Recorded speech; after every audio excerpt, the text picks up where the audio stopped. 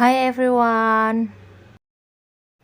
Assalamualaikum warahmatullahi wabarakatuh.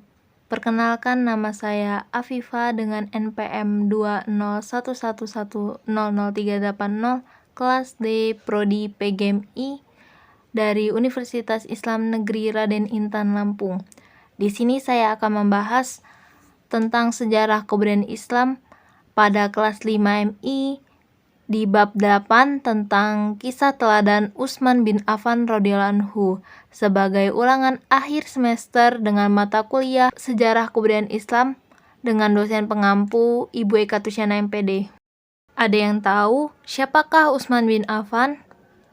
Ya, Utsman bin Affan radhiyallahu anhu adalah sahabat Rasulullah SAW yang santun, dermawan, dan mencurahkan perhatiannya yang besar terhadap perjuangan Rasulullah SAW, dan beliau merupakan khalifah yang membukukan mushaf Al-Quran.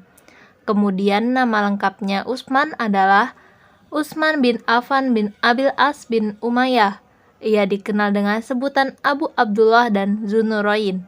Utsman lahir pada tahun 573 Masehi di Mekah. Pada saat itu Rasulullah berumur 5 tahun. Ayahnya bernama Affan dan ibunya bernama Arwa.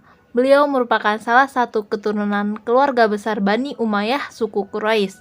Sejak kecil ia dikenal dengan kecerdasan, kejujuran, kesantunan, dan kebaikannya, sehingga Rasulullah SAW mengaguminya. Utsman bin Affan masuk Islam pada usia 34 tahun atas ajakan sahabat Abu Bakar As-Siddiq. Ketika tertarik ajakan Abu Bakar ini, beliau langsung menghadap Rasulullah SAW untuk menyatakan keimanan dan keislamannya. Sebelum dan sesudah masuk Islam, sahabat Utsman bin Affan adalah pedagang yang kaya raya. Beliau terkenal sangat dermawan, menginfakkan hartanya demi kepentingan Islam. Pada saat Rasulullah SAW akan melakukan perang Tabuk, sahabat Utsman ini memberikan 950 ekor unta, 59 ekor kuda, dan 1000 dinar untuk keperluan pasukan Islam. Tak hanya itu, sahabat Utsman juga mewakafkan sumur yang dijual orang Yahudi dengan harga 20.000 dirham untuk keperluan air bagi kaum muslimin, karena saat itu kaum muslimin ini sangat membutuhkan air. Sahabat Utsman juga pernah mengemban tugas diplomatik pada masa yang sulit dan penuh ancaman bahaya, yaitu ketika bertindak sebagai utusan Rasulullah SAW untuk melakukan perundingan dengan kaum Quraisy di Mekah. Penugasan ini melahirkan dua peristiwa penting, yakni Baiat Ridwan dan Perjanjian Hudaybiyah. Beliau sangat akrab dengan Rasulullah SAW. Karena kedekatannya inilah Rasulullah menikahkan putrinya yang bernama Sayyidah Ruqayyah dengan Utsman. Setelah Ruqayyah meninggal pada waktu perang Badar, Rasulullah SAW kemudian menikahkan sahabat Utsman bin Affan dengan putrinya yang kedua, yaitu Ummu Kulsum. Oleh karena itu, sahabat Utsman terkenal dengan julukan Dzunurain, yang berarti orang yang mempunyai dua cahaya. Sahabat Utsman bin Affan termasuk salah seorang as-sabiqunul awwalun, yaitu orang-orang yang pertama masuk Islam. Sahabat Utsman ikut hijrah ke Habasyah. Beliau juga ikut dalam setiap peperangan dengan Rasulullah SAW kecuali perang Badar. Meskipun pada pemerintahannya banyak sekali gejolak politik karena kebijakan yang diambilnya, bukan berarti kepribadian sahabat Utsman yang berubah ataupun jelek, tetapi disebabkan oleh kondisi kaum muslimin saat itu dan desakan-desakan dari luar dirinya. Karenanya tidak benar jika sahabat Utsman disebut nepotisme dan lemah, namun karena orang-orang di lingkungannya menyembunyikan kebenaran yang seharusnya dilaporkan kepada sahabat Utsman sebagai khalifah. Sahabat Utsman meninggal pada tahun 35 Hijriah karena ulah para pemberontak yang memasuki rumah beliau. Beliau meninggal dunia saat sedang membaca Al-Quran dalam usia 82 tahun. Utsman bin Affan radhiyallahu anhu menjadi khalifah pada tahun 23 sampai 35 Hijriah atau 644 sampai 656 Masehi. Sebelum sahabat Umar bin Khattab radhiyallahu anhu meninggal, beliau tidak menunjuk seseorang yang akan menggantikan kedudukannya. Namun, ketika beliau didesak untuk menunjuk seorang pengganti, beliau menjawabnya dengan bijaksana.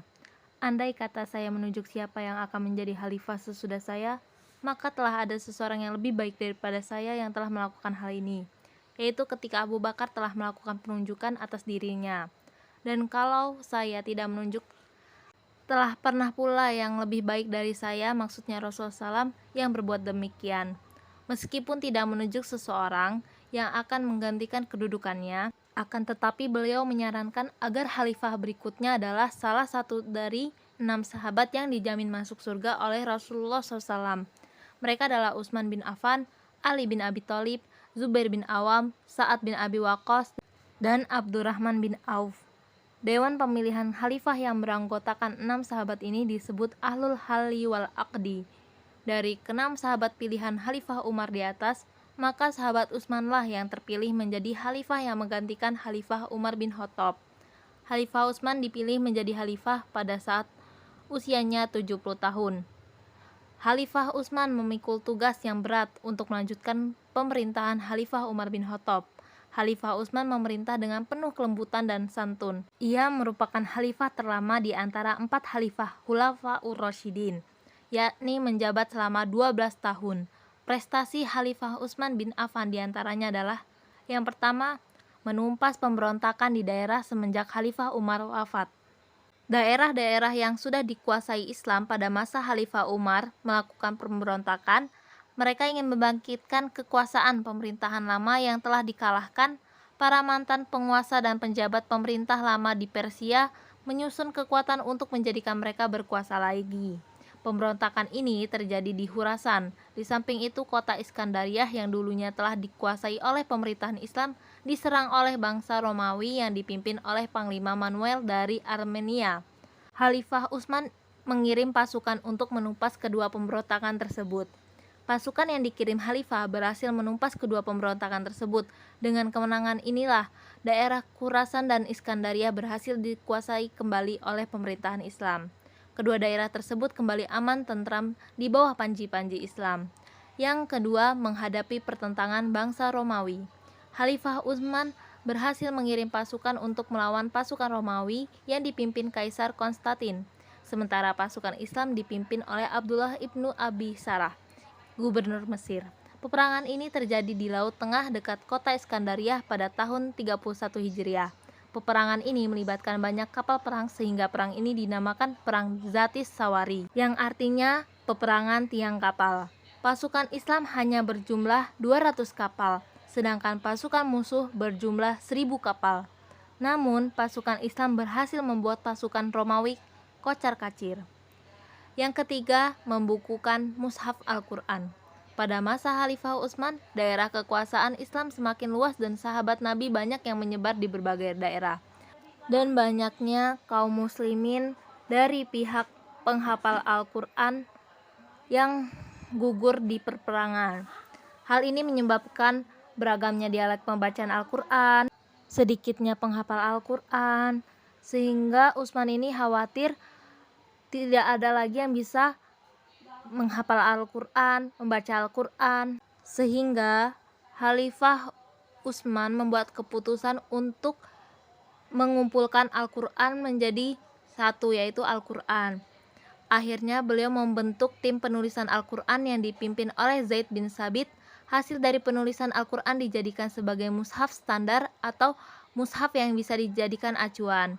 Mushaf tersebut dinamakan Mushaf Utsmani. Terdapat 6 buah mushaf, satu untuk Khalifah Utsman, yang lainnya dikirimkan ke Mekah, Madinah, Basrah, Kufah, dan Syam dan Syria. Mushaf Al-Quran yang ditulis pada masa Khalifah Utsman yang sekarang banyak menjadi rujukan kaum muslimin seluruh dunia hingga saat ini. Pada masa sahabat Utsman, banyak gubernur dan penjabat yang hidup mewah dan gemerlap.